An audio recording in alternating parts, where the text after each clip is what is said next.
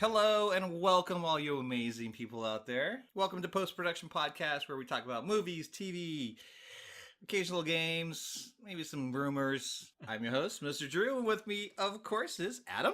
What's up, Drew? Hello! How's it going? Oh, the year's almost done. I cannot believe it's going to be 2018. You feel old? I always feel old. Even I'm feeling old. Every creak and crack and I always feel old. But I think it was a good year. I liked this year. It was a good year. It was a fun year. Lots of good stuff came out. I mean, for entertainment, it was a good year. I think it was a Everything good else, year. probably not, but yeah. So, we're going to do a little quick bonus episode for you. We're just going to kind of go over our top 5 picks of movies that we saw. Yeah. Now, this is movies that we saw. Personally, not movies that are out. So, like, there's a few titles out there that I wish I got to, haven't gotten to yet. Yeah. Weren't able to complete. But I have my top 5 list. Adam has his top 5 list. We'll throw out some honorable mentions, talk about some TV that we were excited about seeing, and then it'll be a real short and sweet episode just to kind of kick you off into the new year. Yep. And hopefully we'll have an even better 2018 because we've got some titles that we are really excited to see. So, Adam, you want to start off? All right, so at my number 5 on my top 5 movies of 2017 is Get Out, which I absolutely loved. It came out earlier in the year. It's actually on a lot of people's favorite list of the year, and it should be. I think everyone should watch this. I mean, I don't think you've seen it, right? I have not gotten. I have it to watch. I haven't gotten to it yet. Yeah, that's something that, I mean, this movie was such a breath of fresh air because normally I don't like horror movies because they're all kind of jump scares and there's not a lot of plot to it, and maybe the actors aren't very good. Yeah. But the whole cast was amazing. Daniel Kaluuya, he's amazing, and Jordan Peele, of course, we know from Key and Peele. He's a comedian, great writer, and I think it's gonna be kind of a classic. You think it's gonna hit cult classic following type of thing? Well, it's already there. Yeah. Now, is it? I don't know much about it. Is it horror or more thriller horror? It's more of a is it like suspense. a hostile type thriller horror or? See, well, I haven't seen the movies that people have been comparing it to, but it's kind of like a Rosemary's Baby. Those kind of classic. It's really great, and the storytelling, the writing is fantastic, and I would recommend it to anyone. Like it's great. I need to see it again, and I will watch it for years to come. So I'm excited to see it finally. Yeah. So what's your number 5? My number 5 on my list has got to be Star Wars: The Last Jedi. Okay. So I mean, there was a few key movies I really didn't get to. Get Out was one. I haven't finished The Big Sick, which I was actually watching last night, and I just couldn't get through it. And I was actually a little disappointed in the beginning, but as the movie kind of went on, I can see how good it has turned into. So I'm actually excited to see the ending of that. But I haven't been able to finish it, so I couldn't quite place it. But for me, it's Star Wars: Last Jedi. I enjoyed it immensely. I thought it was better than The Force Awakens. Yeah, absolutely. There's little nitpicky issues that I have with it, but it's funny because a lot of the issues that I have, I don't see other people really bring it up as far as their issues with the movie. They have like other plot issues, and those are only Drew issues. I'm like, that's fine. It's a Star Wars movie. I liked it. I liked the way it ended. I liked the way Rian Johnson went with it. I'm excited about it. That's my number 5. Nice. Star Wars is actually right up there for me. I think it was my number 6. If I had to do like a top 10, definitely number 6 on my list. But before I get to my number 4, some honorable mentions for me. Like you said before, we didn't get to see everything. I wish I saw a few other ones. We didn't see The Shape of Water. That's something we wanted to see. Right. That I'm probably going to see very soon. And then, Call Me By Your Name is one that is getting a lot of praise. I'm excited to see that one too. But let's see. So, number 4. on my list is actually The Big Sick. So it's funny that you mentioned that because I did not see this in theaters. Mhm. I had heard it was really good. I wanted to see it, but I just never got around to it. It showed up on Amazon Prime, and I had a afternoon to myself, and I just watched it, and I was blown away by how funny and how smart it was. And I can relate to the Pakistani like arranged marriage because I know people who are going through that stuff, and like their parents are just like that, and it's like it's hilarious on a different level for me. Right. And so I hold it a little closer. Well, I mean, dealing with that issue, I mean, I haven't completely fit. I don't know what happens at the end, but I do like the part. And spoilers for anybody who hasn't seen it yet. But I mean, there is a great line in this movie where the main actor says, "Look," and he's talking to his Pakistani parents, and he says, "Look, why did you bring me to America if you don't want me to live an American life? Yeah, exactly. Why did you come here if you want to just if you want to focus and stay in Pakistan?" Yeah. Yeah. And I was like, it's a really great scene. It's a great scene, and it's a good point. It is. And then of course there's a two-way street on that. It's like, yeah, we come to America, but we want to hold our values. Yeah, exactly. And that's just gonna shoot in all kinds of stuff. But I was like, that was a great way of expressing. I've grown up in America, and I'm adapting American values because of the our environment shapes us. Yeah, absolutely. So I was like, that was a brilliant way of saying, hey, look, you brought me here, and I'm experiencing this. You can't blame me for having these doubts or these questions or like these reservations for certain things. So I thought that was brilliant. Yeah, I think it really captures what it is to be like a kind of a first generation American, parents of immigrants, and trying to hold on to that culture. And the importance of family in that culture, too, because there's a moment he's like, I can't lose my family. They're kind of everything to me. Right. And it's just a crazy predicament that I think should be shown more in film. Mm-hmm. So I'm glad that we got that kind of representation. So I love it. That's why it's my number 4.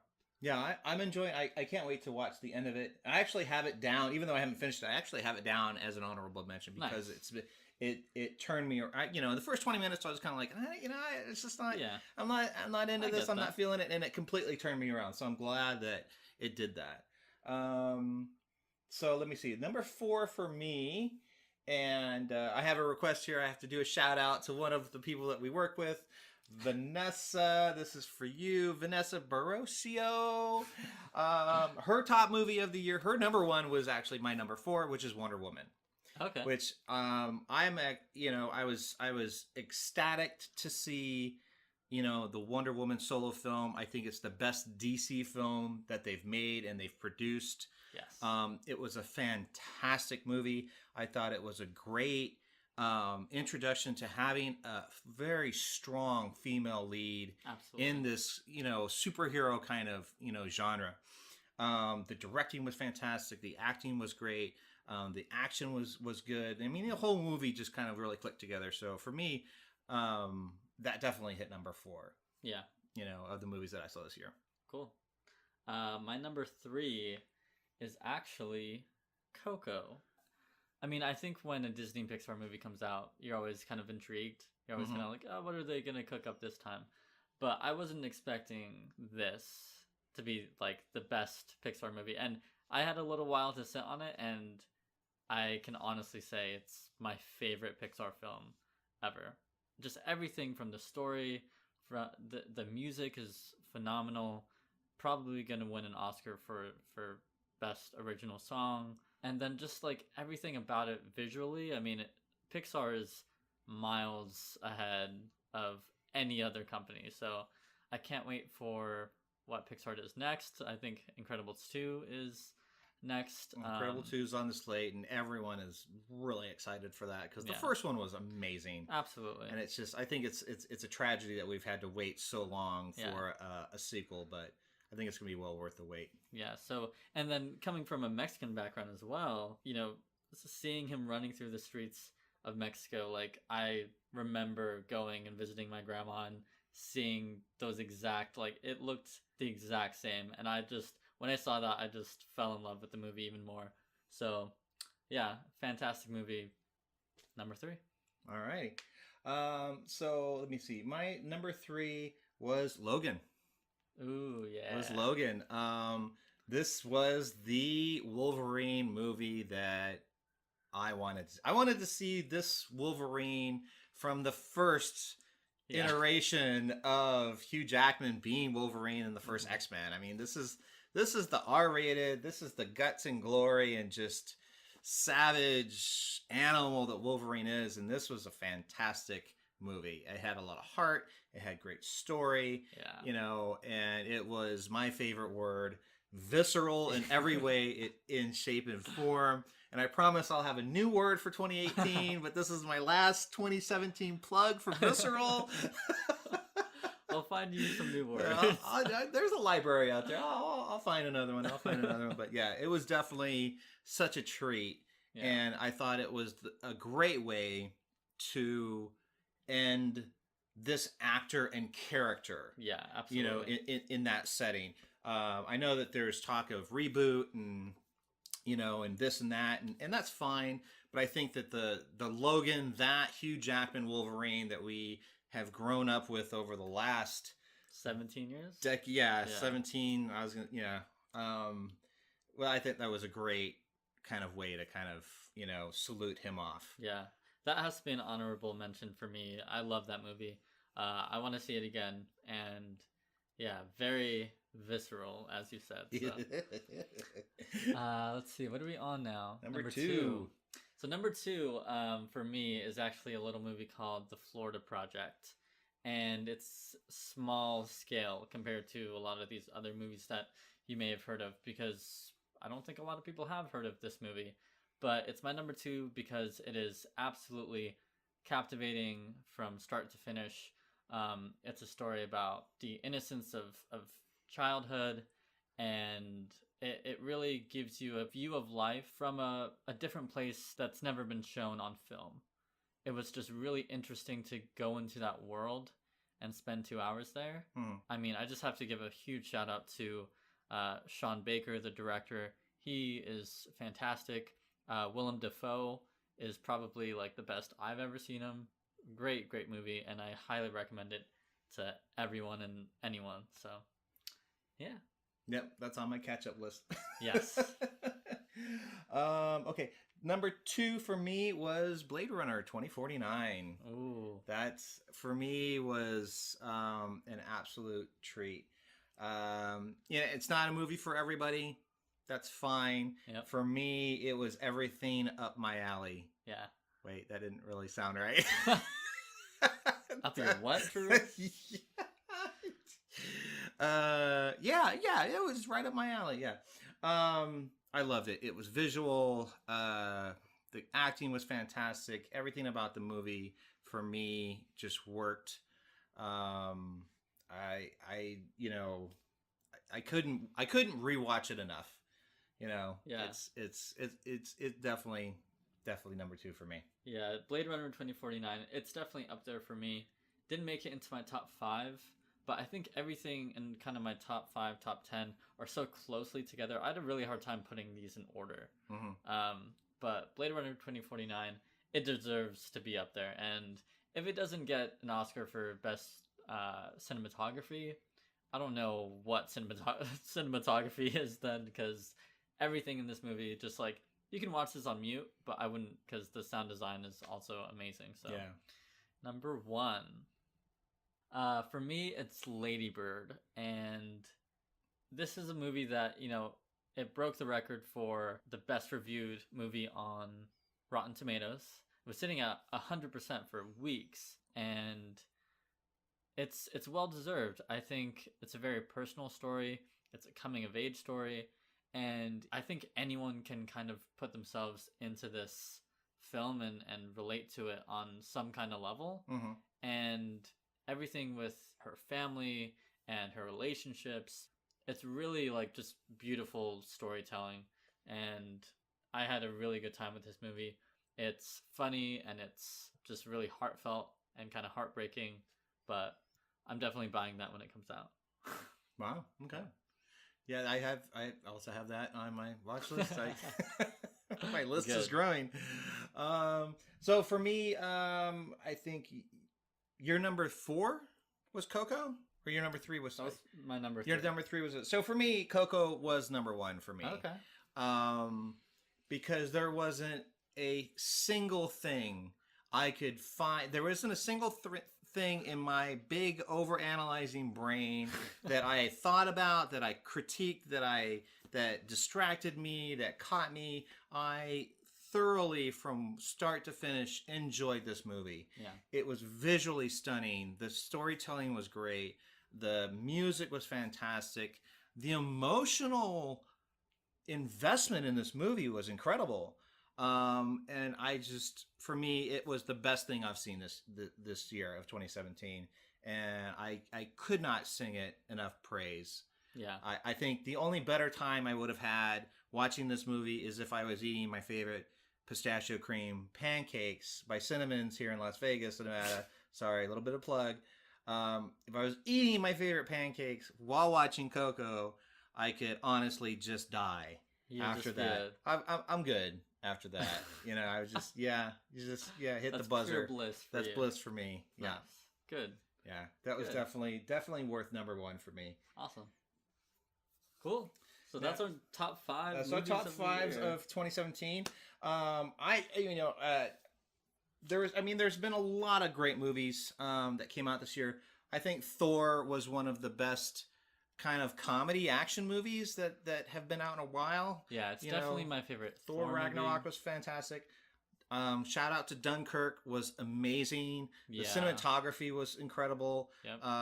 The way the story, unfolded, it was just kind of like, I don't know if this is a little bit of a spoiler, but the time lapsing as it kind of went back and forth, and you kind of were really kind of caught off guard on, okay, what's the past, present, and future here? Yeah. And it just kind of, I love the way that went out. Baby Driver was a fantastic new movie that came out. Well, I mean, a new movie. Movie that came out. A lot of people in that did a great job. And for me, John Wick 2 was an incredible movie to watch. It was great to go back into that John Wick universe and see him. And for me, it was just absolute gun porn. Because knowing, having been in that industry and kind of being, familiar with that industry, all the things that were done in that movie was just pure, okay, cool, it's on target, it's on par. They everything was accurate. Everything was accurate. They crossed the T's, they dotted the I's, and it was nice to see that kind of representation, and not bastardized as Hollywood so often does with guns and explosions and just the kind of the we got to make it bigger, badder, better, and it doesn't matter if it's realistic or not. So it was fun to watch that. Yeah, I have to give a special shout out to SpiderMan Homecoming, because I knew and I had kind of hoped that it was going to be good, but I walked out of there and I just watching the whole movie, I had a huge smile on my face, because Spider-Man is my all-time favorite superhero, and I think they finally got it right, and it's just hilarious. I think it hits all the points of a Spider-Man movie, and I just can't wait for more Tom Holland as Spider-Man. Yeah. I thought they did a good job with Homecoming. I was skeptical. I mean, it was just like, okay, here's another Spider-Man reboot. Come on, guys, And then Michael Keaton as well. Yeah, and Michael Keaton was a great villain in that. Yeah. And not the type of villain was like, oh, I'm just bad because I want to be bad. I mean, he was. He had a reason, and things forced him to kind of make decisions. Yeah. Any other honorable mentions for you? Ooh, let's see. The Disaster Artist I have to shout out, because I'm because of this movie, I had to go back and see The Room.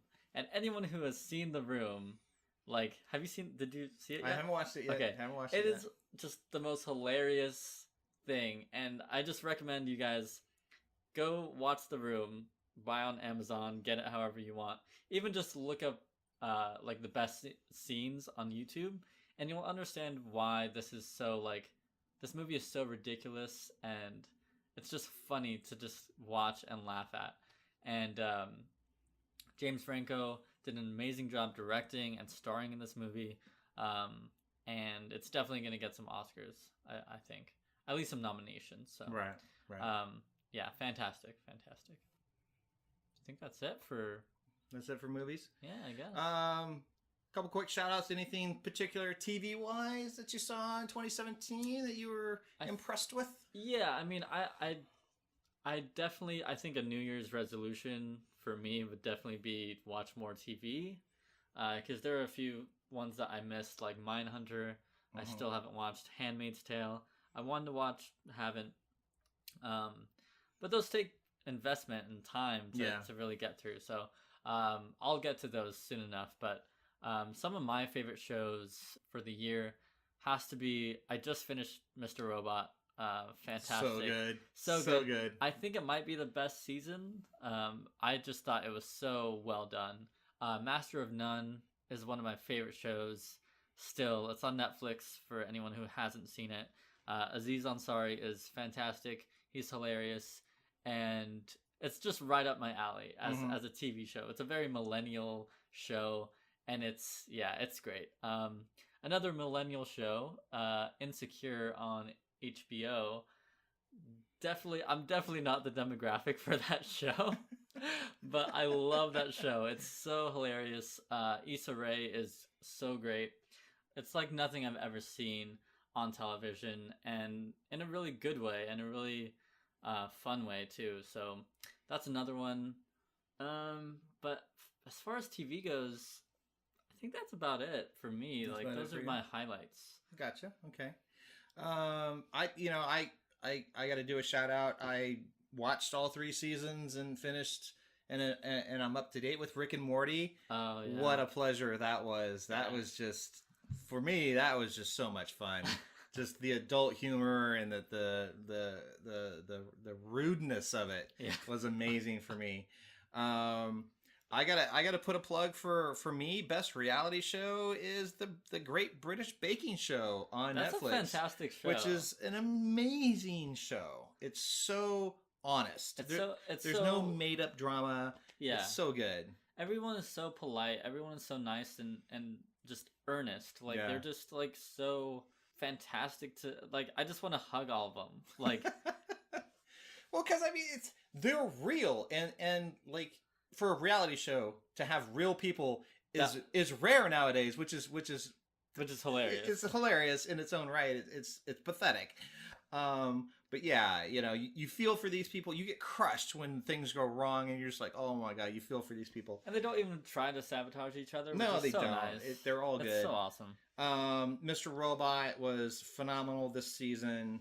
We had another great season of Game of Thrones, in my opinion. I can't wait for the finale season. I can't believe we're gonna have to wait till 2019. I HBO, have time to catch up because I haven't I've watched exactly 1 episode of Game of Thrones, so I have time to catch up. You got time. I mean, even though it ended in I think 2016, I cannot wait for the next iteration of Westworld.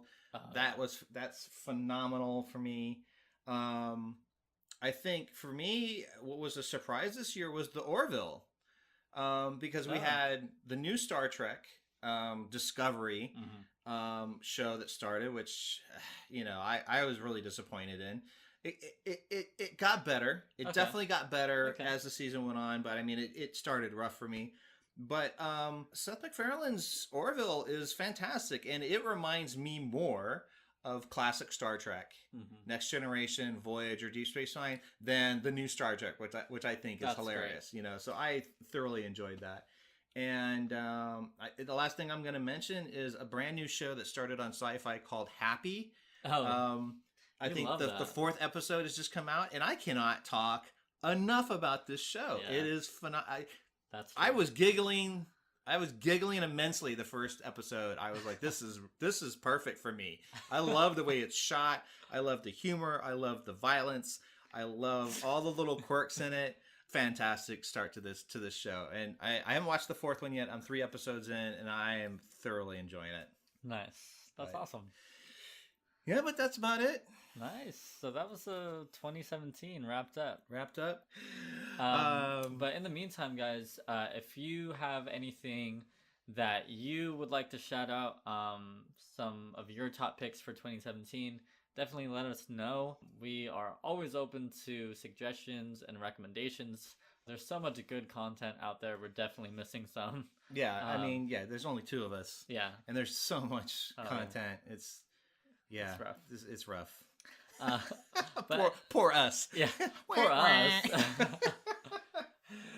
So, in the meantime, if you guys want to contact us, email us at postproductionpod@gmail.com. We're on Twitter and Instagram as well. Go follow us. I'm at Adam Scadam. And I am Mr. Drew LV. And that's about it for 2017, guys. Have a great New Year, everyone. Be safe. Yeah. Enjoy your New Year's Eve. Make your your 2018 resolutions, blah, blah, blah, blah, blah, blah, and then break them, 5 minutes later. Because we're all going to do the same thing. We're all going to eat like pigs because we just had the holidays, and then we're all going to promise to go to the gym. And we might. We'll buy the subscription, and then out. at the end of January, we're all going to cancel that membership because we're all just fat, lazy, and we're happy to be fat and lazy. Yeah. Enjoy your new year. See you later. Bye-bye. Bye.